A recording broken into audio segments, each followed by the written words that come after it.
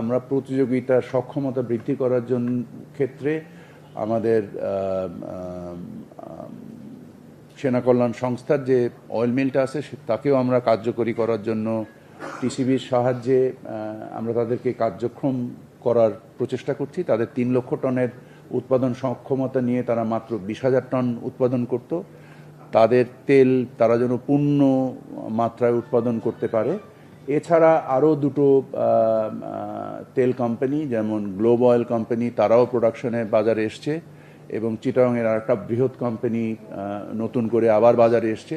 So আমরা আশা করি যে আজকে যে মূল্যটা নির্ধারিত হলো, আমরা সামনে বাজারটাকে আমরা সরকার এখান থেকে প্রায় 550 কোটি টাকা রাজস্ব আহরণ সাহায্য করবে এবং আমরা আশা করি যে সামনে ইনশাল্লাহ বাজারের দাম আবার আমরা কমাতে পারবো।